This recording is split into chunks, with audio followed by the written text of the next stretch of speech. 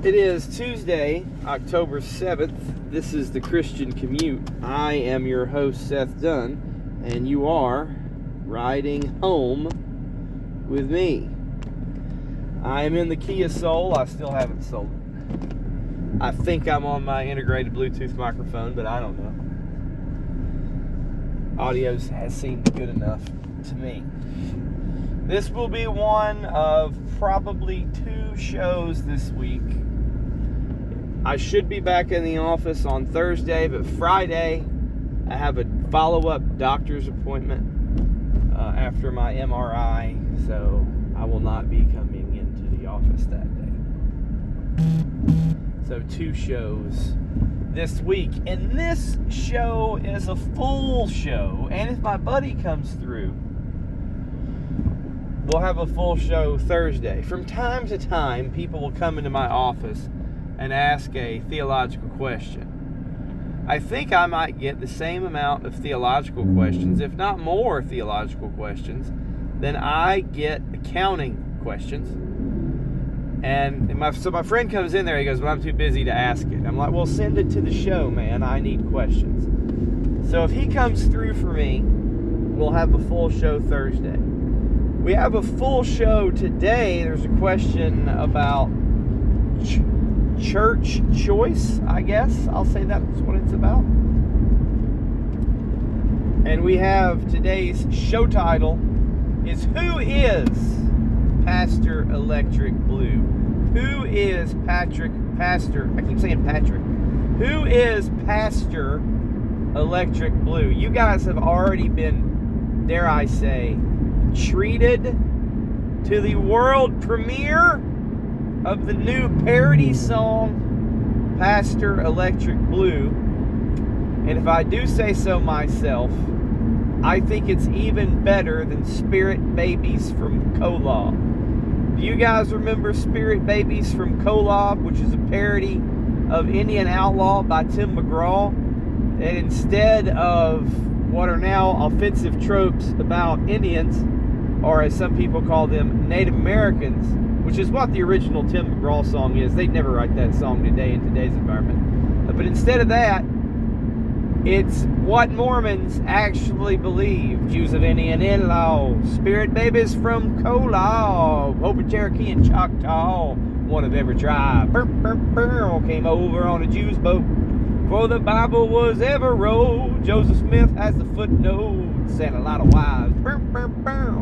So it's just a bunch of lyrics about how Mormons believe that Indians, American Indians, were Jews who came over on a boat. And then, if your religion makes me laugh out loud, it's because it's that, obviously fake. Obviously made up. Okay. I don't laugh out loud when I'm describing Islam or Jehovah's Witnesses, but Mormonism is so absurd. Alright, so the other day, I had that Mormons Are Not Christians episode, and this Mormon guy was wearing out my YouTube channel.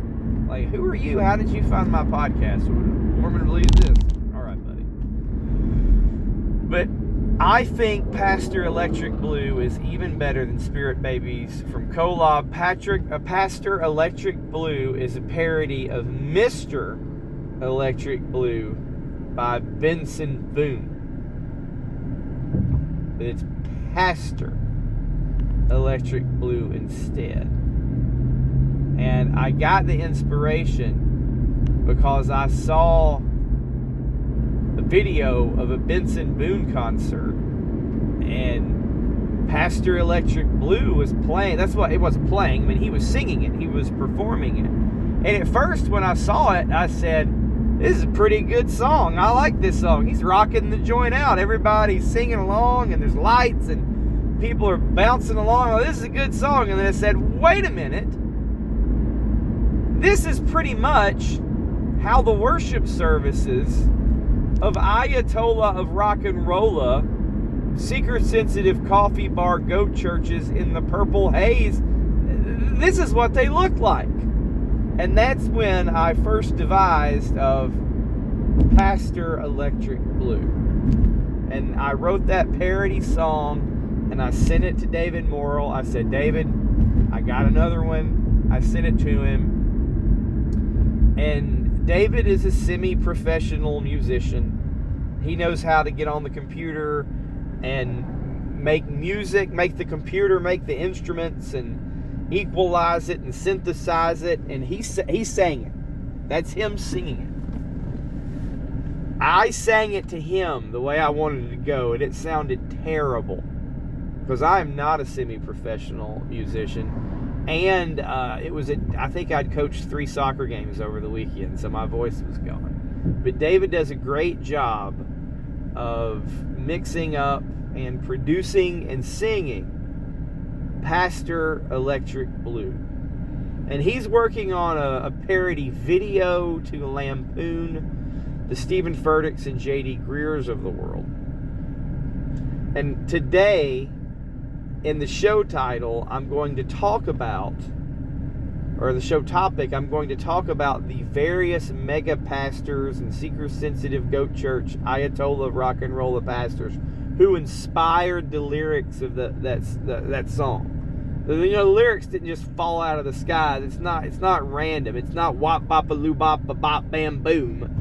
That means something. And I'm going to explain the inspiration of those various lyrics, and what better lead in to remind you to support the Y Project, ycrosspoint.com, yrockbridge.com, ynorthpoint.org, yelevation.com. Support the Y Project because Pastor Electric Blue is the pastor of these Ayatollah of rock and rolla, seeker-sensitive, coffee bar, goat churches in the Purple Haze, pastored by, led by, Pastor Electric Blue, with his yes man on either side of it.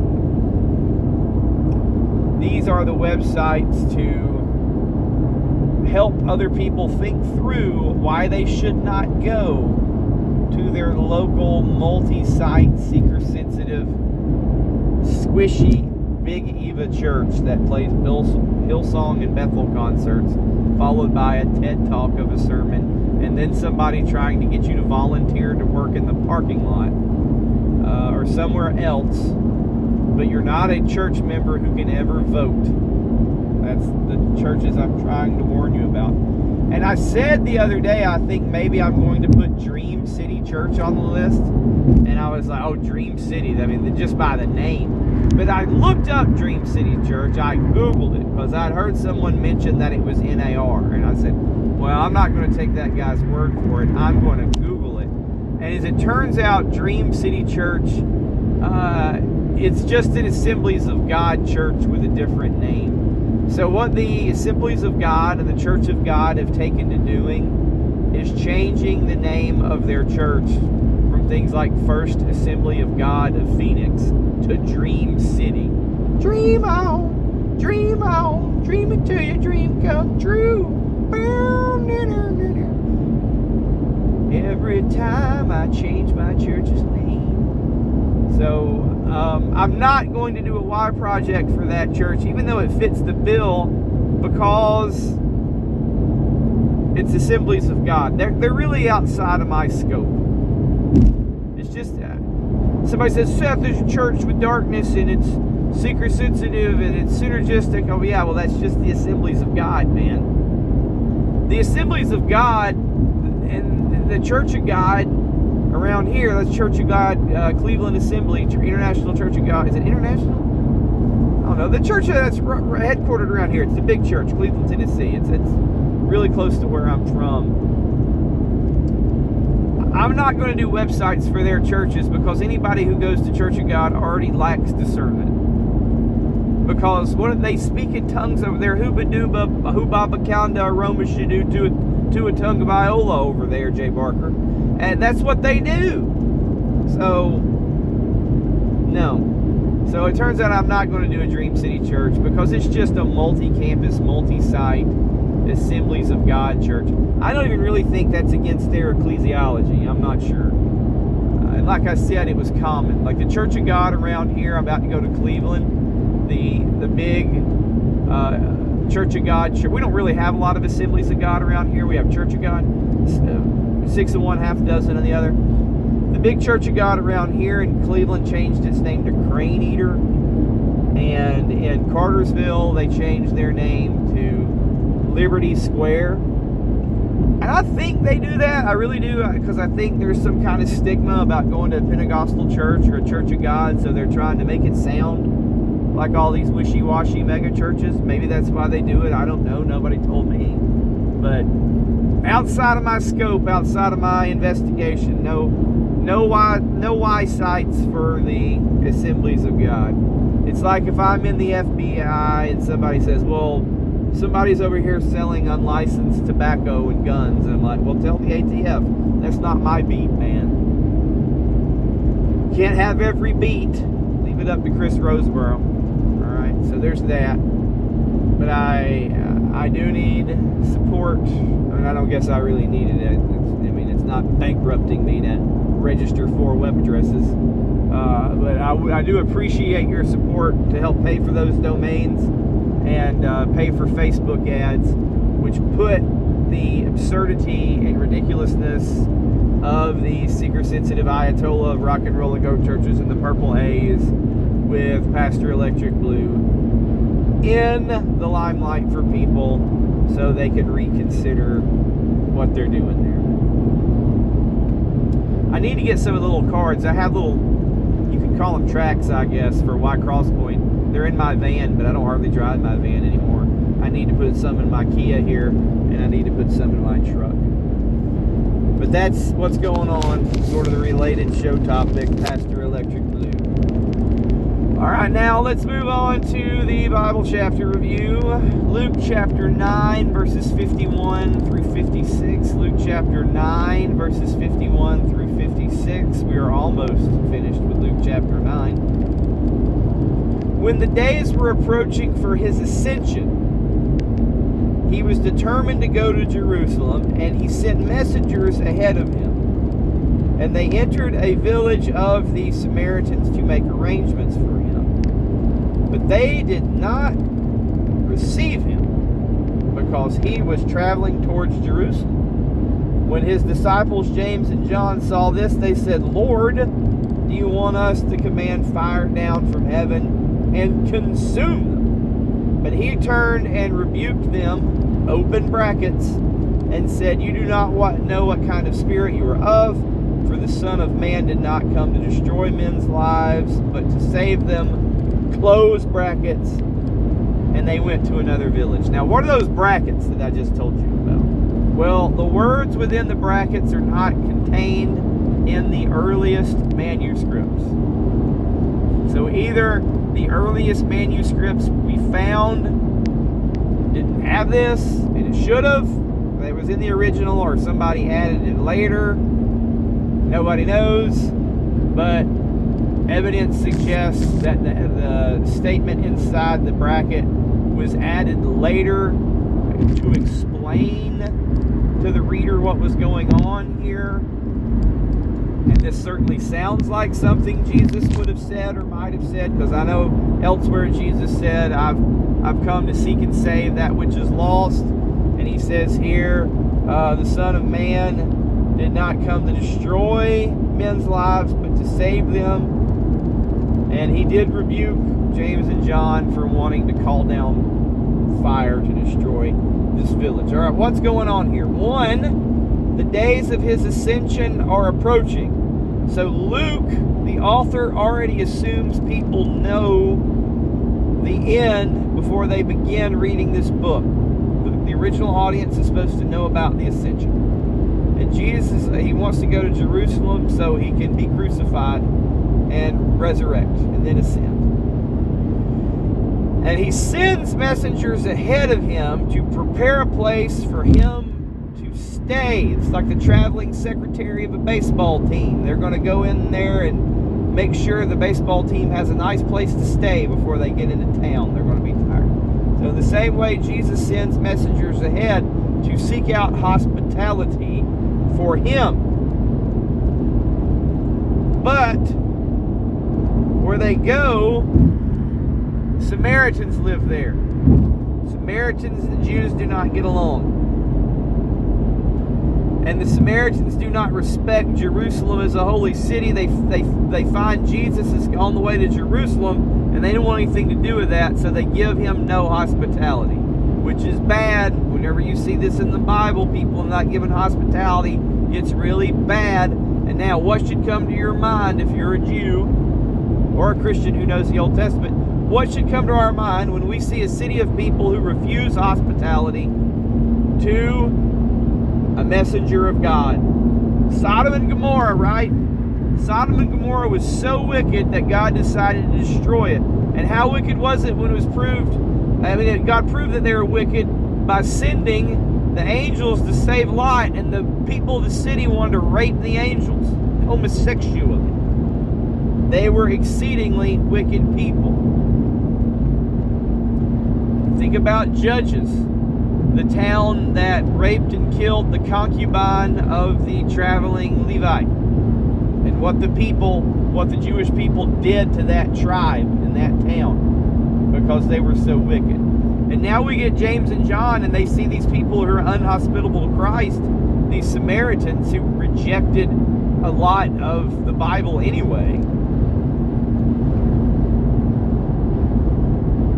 And they say, let's rain fire down from heaven. In other words, let's destroy them like Sodom and Gomorrah. They're wicked and inhospitable. And Jesus rebukes them.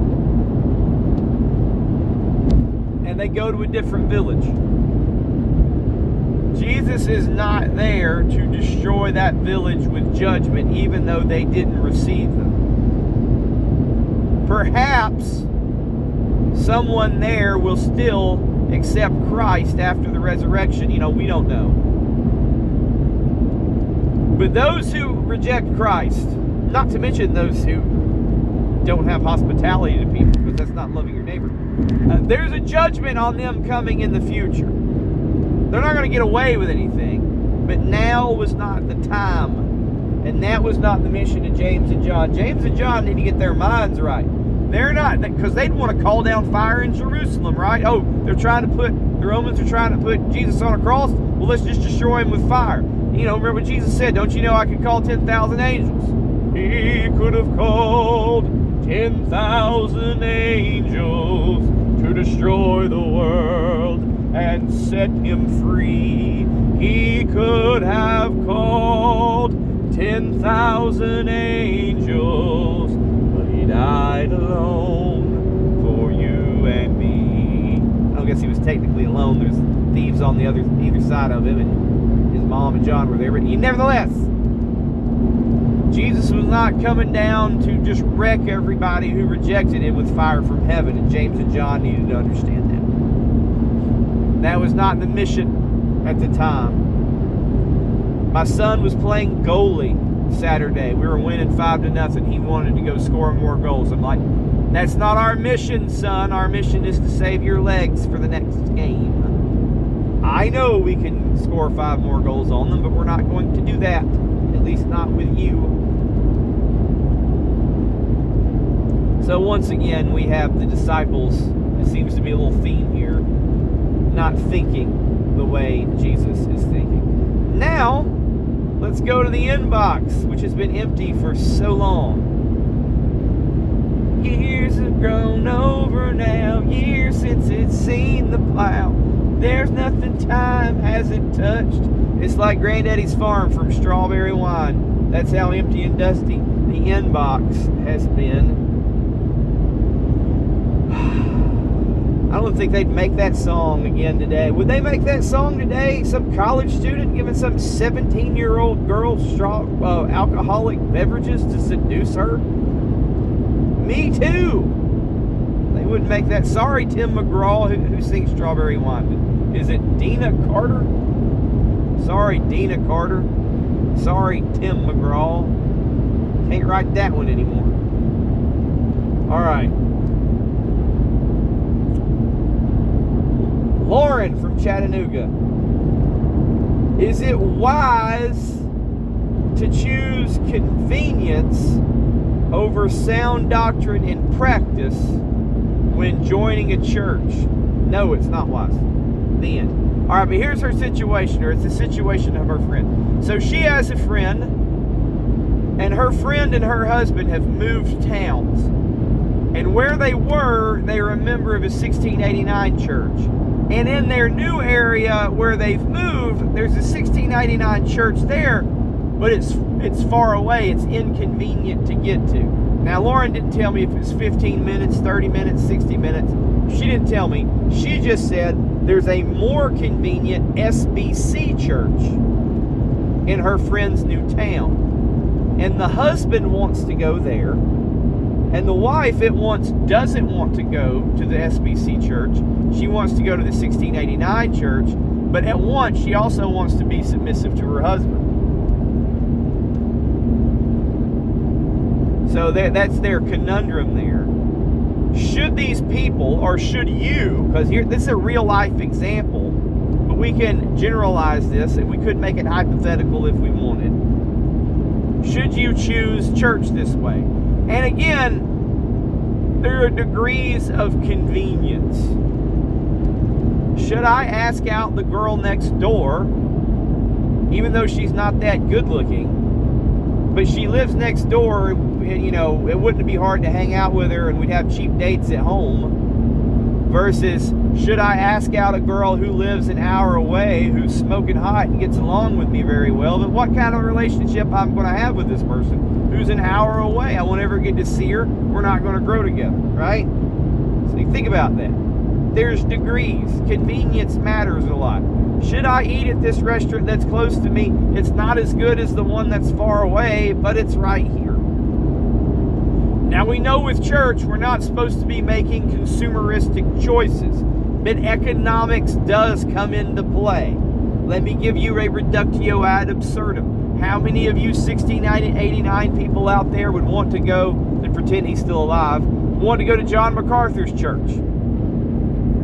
But you don't live in California. What are you going to wait? What are you going to fly out Saturday night on a red eye and show up Sunday morning at John MacArthur's church and then fly back? Is that what you're going to do? That's not economically feasible, right? So there is some degree your church needs to be close to you. Now, Lauren doesn't mention how many kids these people have. My wife and I used to go to a church that was 30 minutes away from our house. We live in Cartersville. We used to go to First Baptist Church, Woodstock. I know that's a shocker for some of you newer listeners, but we did. And it was no problem for us. And we drive right by a bunch of local churches. But then when there was some church event for our Sunday school class to do something, or, there's some church cookout or some church outreach event, and it's going to be on Saturday or Friday night, we'd never go. Why? Because we were too tired from commuting to Atlanta. We both already commuted to Atlanta, and then we'd go to Atlanta, we'd come home, now we're going to drive another 30 minutes to go to church. So we were really only going on Sunday. And then we had kids. And now we just can't pop out of bed and go to church. We got to get kids ready. They're babies, and we got to put babies in the car for 30 minutes. So now, going to church 30 minutes away, it's not as convenient and it's not as feasible as it used to be. And it'd be better for us to find a church that's close. Not just for traveling on Sunday, but so that we can participate more in church life. So remember, the church service is Sunday, but church life is every day of the week. What do you mean? You got to visit a sick person, or bring somebody food, or go evangelizing with somebody? Well, if the church is 2 towns over, yeah, you can get there, but is it wise to go there? Okay. So I would say from an economic standpoint, it's fine for convenience to come into play. Now, here's the problem. This is not an apples to apples church selection, because Lauren says these people, this husband wants to go to an SBC church. Now, on the surface, that's fine, because SBC doctrine is true doctrine. If you go to their website and look at the Baptist Faith and Message 2000, all of that's true. In fact, I always say that's the doctrinal statement of this podcast. I'm not going to teach anything that goes against the Baptist Faith and Message 2000. I'll be more specific, but I'm not going to go against it. And then you look at a 1689 church. I'm a member of a 1689 church. There's nothing wrong with what 1689 churches believe. It's just more specific. So if that was the only choice, I'd say, well, fine, yeah, go to the SBC church that's closer. But here's the deal. At the SBC church, they sing Hillsong in Bethel, and they do Priscilla Shirer ladies' Bible studies. Well, what's that have to do with what Southern Baptists believe? Nothing. That's a cultural problem at that church, in that their doctrine is fine, but their practice is not sensible. The leaders of that church have failed to exercise discernment. The members of that church have failed to exercise discernment. And I wouldn't want to be a part or a member of a church that thinks it's okay to have Hillsong in Bethel. You're going to run into other problems down the line. I don't want to go to a church where the ladies' Bible study is Priscilla Shirer. Now, where does it say in the Baptist Faith and Message that you can't study Priscilla Shirer or listen to Hillsong? Nowhere. And for that matter, where does it say in the 1689 London Baptist Confession that you can't listen to Priscilla Shirer and Hillsong? I mean, those people weren't even alive in 1689. But culturally speaking, how many of you would walk into a 1689 church and expect to hear Hillsong or a Priscilla Shirer study? It's just not done there. It's just not done. When I heard there was a Reformed Baptist church in Cartersville, I just knew I would never ever have to hear Hillsong there. I just knew. I've never had to have a conversation with the pastor about it. I've never had to have a talk with the music guy about it.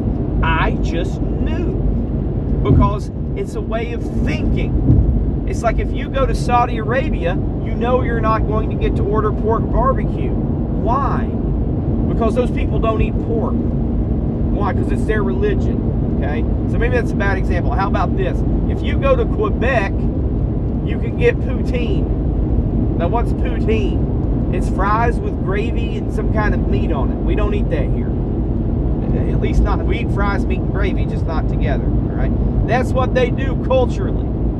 If you're from Quebec and you come to Cracker Barrel down here in the South, you know not to order poutine.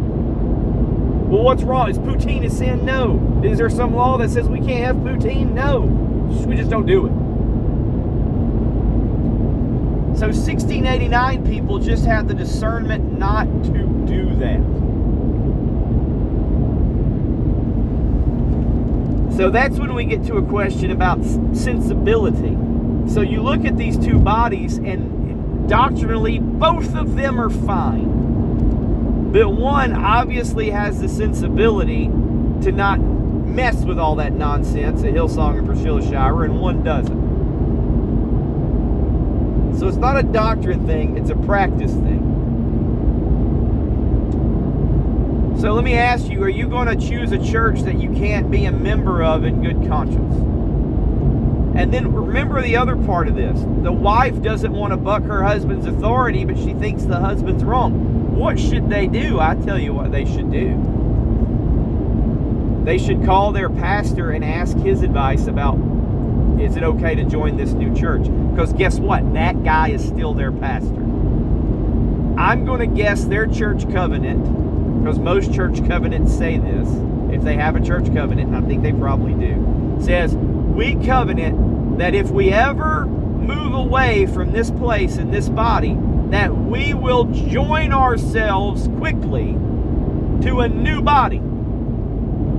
Like, we're going to move away from our town and our church members, but if we do, we covenant to join another New Testament church of the Lord Jesus Christ. Now, how do you join that church? It's going to be through letter, right? Not through baptism. They're presumably already baptized. Not through profession of faith, but letter. They're going to say, we were members of XYZ 1689 Baptist Church in this other town over here. So here's a letter from our church saying that they vouch for us. If I'm the pastor of any church, forget it's a 1689 church, but let's just say if I'm the pastor of a 1689 church, I'm a member of a 1689 church.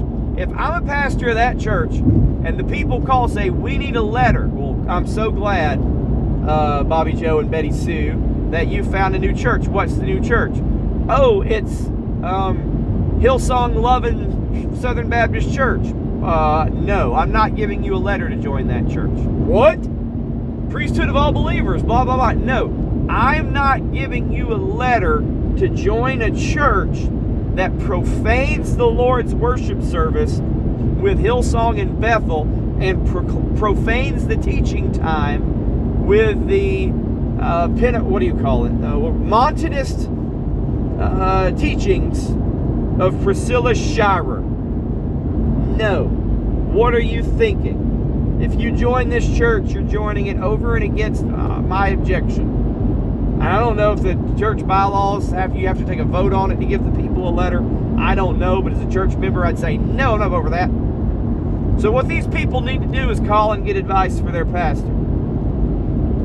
So let's just make it a real absurd argument, real easy, okay? What if the church is between an Anglican church with a gay pastor that's convenient or a 1689 church 3 towns over? Well, obviously, they're not even going to ask about the Anglican gay church, okay? But guess what? Does that mean the other church 3 towns over is feasible or convenient? Is that best? Can you get there with your family? Like in my church service starts it's supposed to start at 11, it never does. Let's say we get started at 11:09 or something like that. And a lot of times it's not finished till 12:45 or 1. And remember, it's a Reformed Baptist church. Now, why do we have to remember that? Because Reformed Baptist churches are rare. It's the only one in Cartersville. So if somebody wants to go to Reformed Baptist church, they might be driving here from Adairsville or Dallas or Rome or Ackworth. They're coming from some other town. So not only do they have to travel a long way to our church, by the time it's over, the day's mostly gone or the afternoon's almost over, and then they got to drive back home, and then their afternoon is gone. So what are those people's consideration when it comes to the churches they're driving by? And it's the same sort of consideration for Lauren's friends here. So they need to join a church. But the matter is, this SBC church is just not as offensive as the Anglican apostate church. And it's not apostate doctrinally, it's website orthodox. It's just got all these problems. Now, I can't bind your conscience about sitting through a Hillsong, but this lady, this friend of Lauren, sounds like a woman after my own heart. Like, she ain't going to sit through that. So, I'm going to say it's wise to a degree. How is that 1689 church? Is it too inconvenient? It's so inconvenient that you can't be a part of church life 7 days a week. And by the way, just because it's 1689 doesn't mean it's good. Maybe the people there are jerks. They could be mean. You never know. Maybe they look the other way on sin. Maybe their pastor's disqualified. Yeah, I don't know. It could be anything. Just because a church is 1689 in name doesn't mean you're going to fit in with it. Who knows? But what the wife's responsibility here is, she needs to follow her husband's lead, but she also needs to tell your husband, like, listen, you're wrong, and you need to talk to the pastor about this. And let that be that. So there's degrees, just to sum it up, there's degrees of convenience. And I have to think that somewhere in their town might be another, maybe there's a Bible church, an independent Baptist church. There's got to be somewhere else that doesn't do Hillsong and Priscilla Shirer. There's got to be. Unless they, if they're out west or something, I get it. But otherwise, like, where is it going to be? It's about as wishy-washy of an answer you get on the Christian Commute. Now let's talk about the inspirations for Pastor Electric Blue. His church members are strangers. They can't even reach him by pager. So what is that? Well, that's basically every mega pastor in America. All these churches that maybe they have voting membership, maybe they don't, but the only way to see your pastor is to get in the handshake, meet and greet line in between services. They used to have that at Woodstock for guests. You could get in line so you could actually meet Johnny Hunt, and if you were a guest, they'd give you a yogurt while you waited. A hospitality room. But these are churches where the pastor just comes out and speaks, but he never gives you any other kind of pastoral care. So this isn't any one guy, but it's people like Johnny Hunt. It could be people like Joel Osteen, people like J.D. Greer.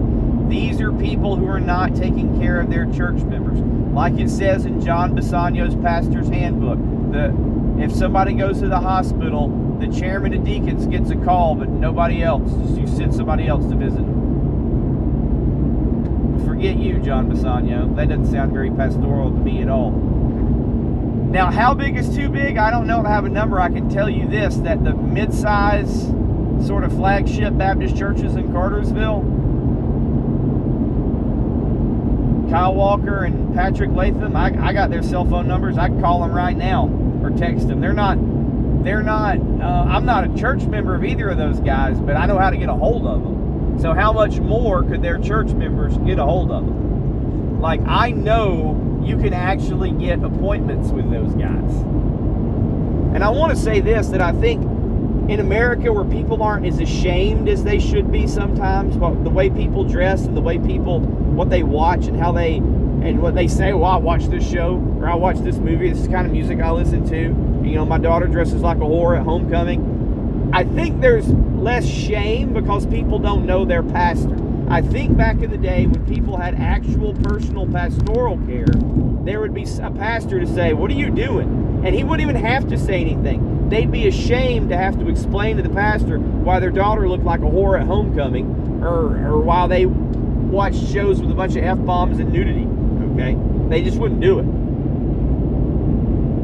But now we have Pastor Electric Blue. His members are strangers. You can't even reach him by pager. All right, now what are the next lines of the song?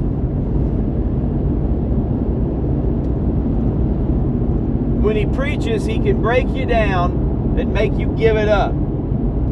That's about people like Robert Morris, who preached this, you better tithe or God is going to curse you. You're stealing from God, or you're being demonic if you're not tithing.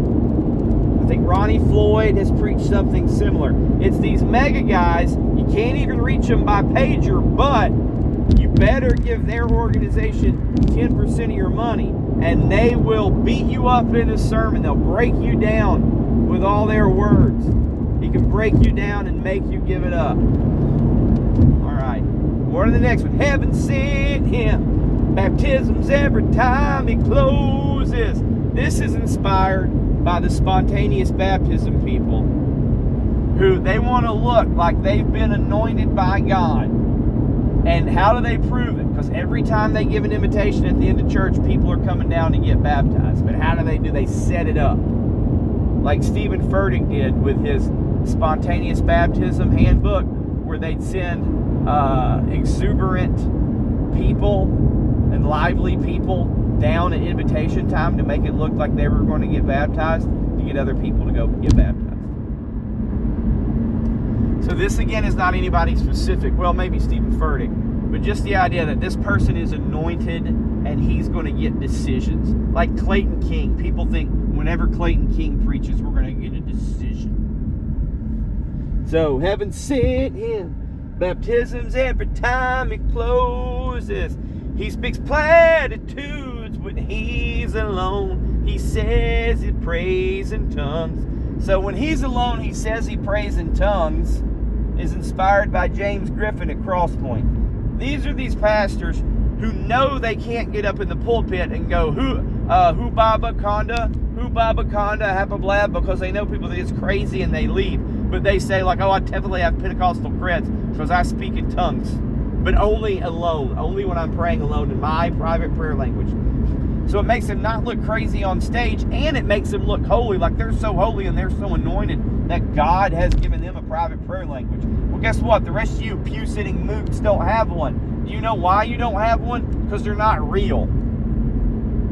That's why you don't have one. It's like a guy who says, cover your kids' ears, please. It's like a guy who says, Santa comes to my house every week, not just on Christmas, and delivers me presents. I talk to Santa. We have milk and cookies.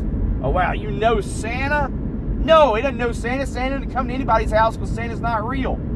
Just like your private prayer language. So that's inspired by James Griffin.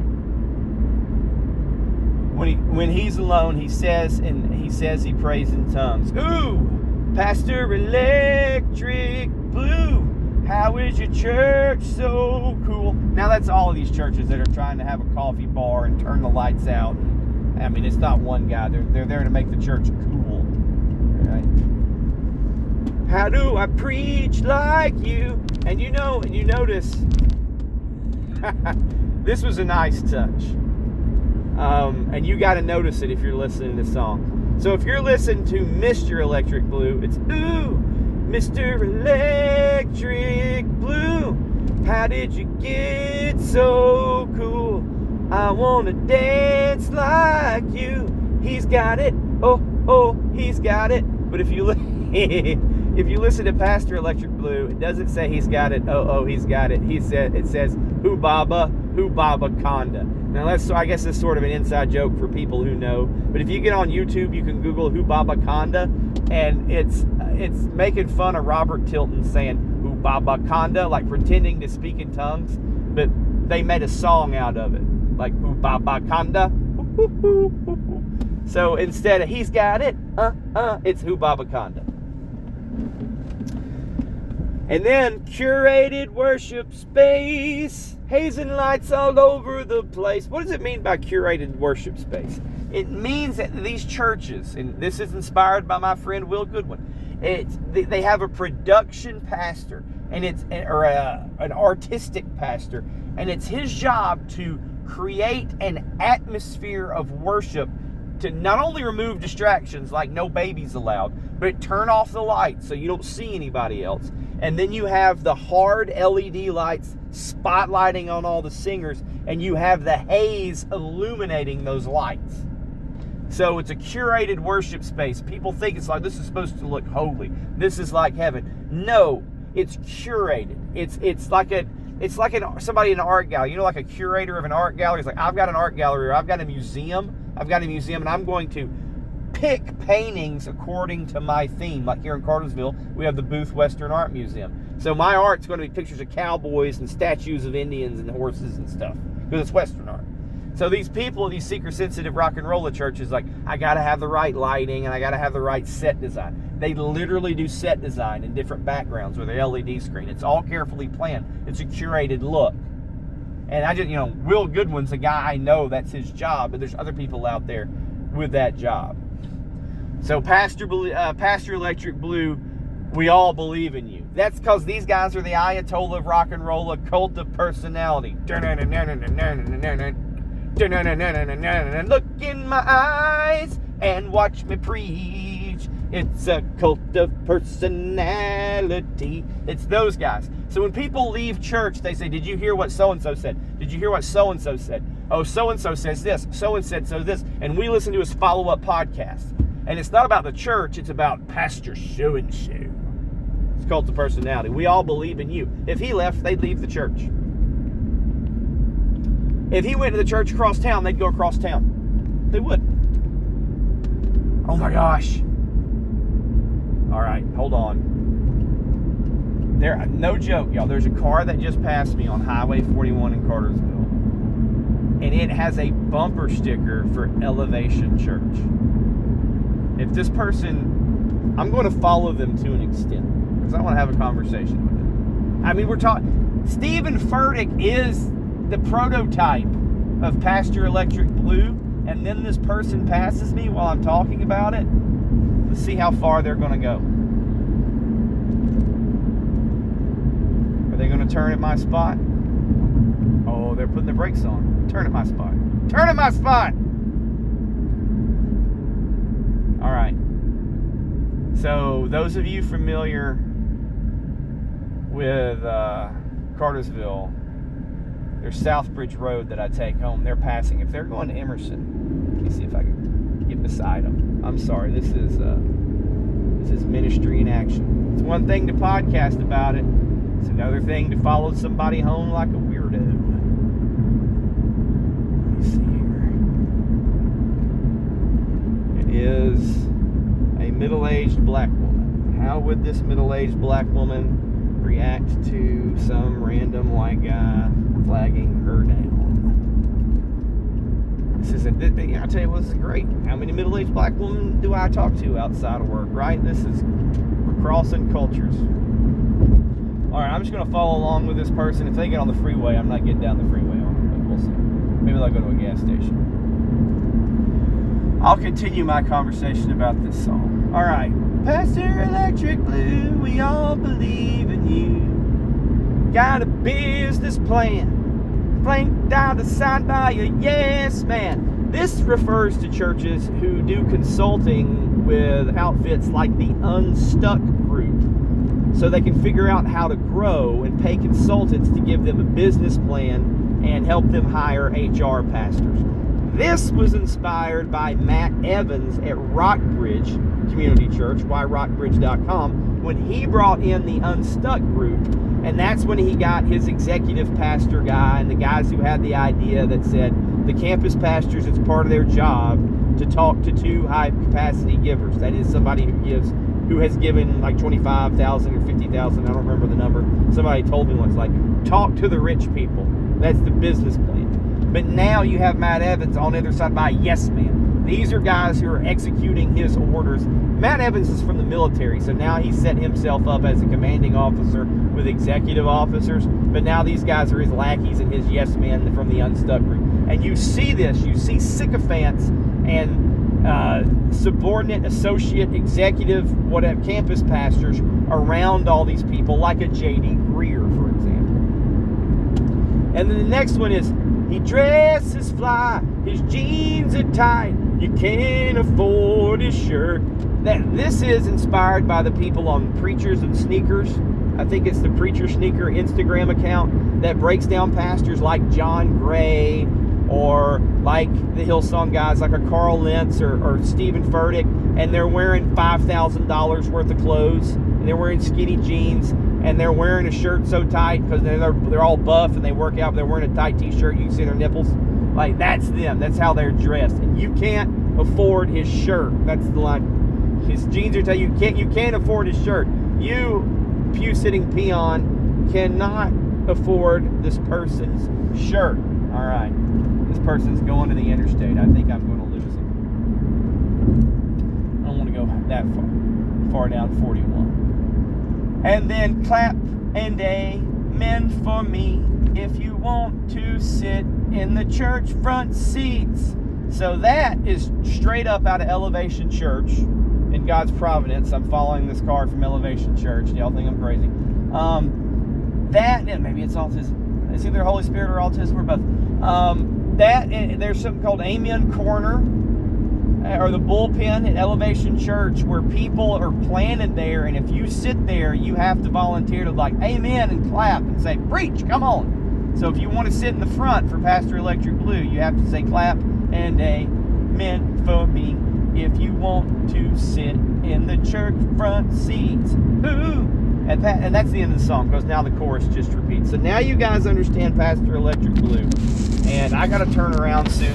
I'm going to try and catch up to this car, and I'll just tell the lady to roll the window down if I catch her at a red light. So we'll see how that goes. Bye, guys.